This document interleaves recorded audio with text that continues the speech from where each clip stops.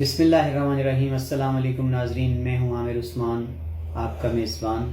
आज के प्रोग्राम के साथ। आज एक बड़ा ख़ास मौजू है गुजरात में जो ज़ेर बहस है। परसों लाहौर हाई कोर्ट में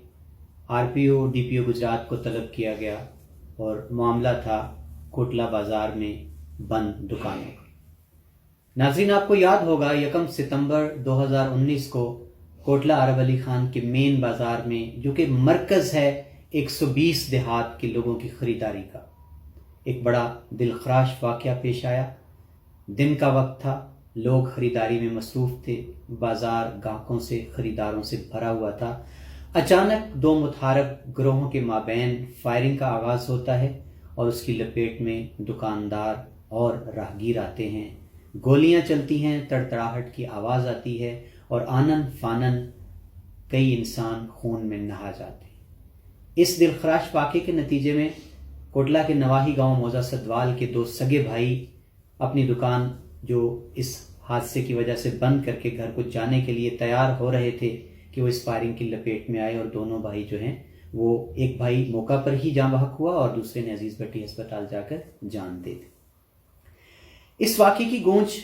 पूरे पाकिस्तान में, पूरी दुनिया में महसूस की गई और इत्तफाक ये था कि दो मुतहारक ग्रोह कोई और नहीं, कोटला अरब अली खान के मारूफ ख़ानदान चौधरी अब्दुल मालिक के सपूत थे। तब से लेकर आज तक सितंबर, अक्टूबर, नवंबर, दिसंबर, 5वां महीना शुरू हो चुका है और ये दुकानें जो हैं वो बंद हैं, जिनका तनाज़ा दो ग्रोहों के बीच किराए के मामले पर चला आ रहा था। अभी जो रिट पिटीशन थी जिस पर लाहौर हाई कोर्ट ने डीपीओ गुजरात को डायरेक्शन दी, वो रिट पिटीशन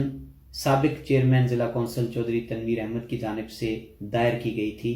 और मामला ये था कि दुकानें जो हैं पुलिस ने और चौधरी शाहिद रज़ा ने ज़बरदस्ती बंद करवा रखी हैं। इस पर अदालत ने तलब किया डीपीओ को और उनसे सवाल किया कि आपके होते हुए दुकानें बंद क्यों हैं, लोग अपना कारोबार क्यों नहीं कर रहे, और डायरेक्शन ये दी गई कि जाकर आप लोगों का कारोबार खुलवाएं, लोगों की दुकानें खुलवाएं और लोगों को तहफ़्फ़ुज़ दें। इस ज़िमन में एक कन्फ्यूजन है जिस पर लोग बहस कर रहे हैं, डिस्कशंस चल रही हैं, और मैंने जब दोनों तरफ के, दोनों फ्रीकैन के वकला से रब्ता किया तो दोनों का वर्जन जो था वो मुख्तलिफ था।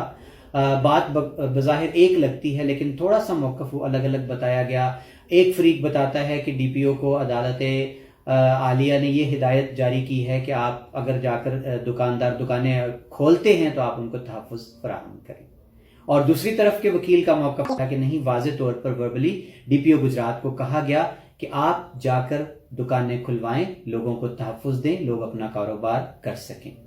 मैंने जब इस ज़िमन में डीपीओ गुजरात से फ़ोन पर रब्ता किया, उनका मौक़िफ़ जानने की कोशिश की, तो उनका ये कहना था कि अभी हमें बाकायदा अदालत की तरफ से तहरीरी हुक्मनामे का इंतज़ार है। जब हमारे पास अदालत का तहरीरी हुक्मनामा आ जाएगा तो हम उस पर अमल दरामद कराने की पूरी कोशिश करेंगे। नाज़रीन, सवाल मुख्तसर है और सवाल ये है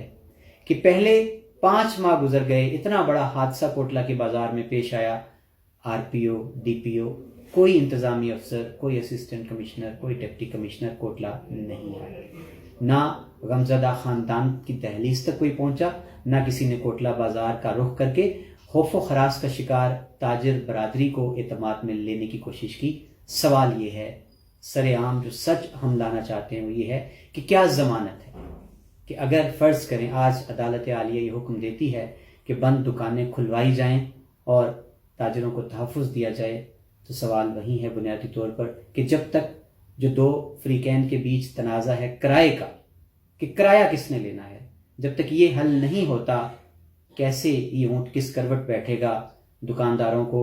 तहफ़्फ़ुज़ का एहसास कैसे होगा,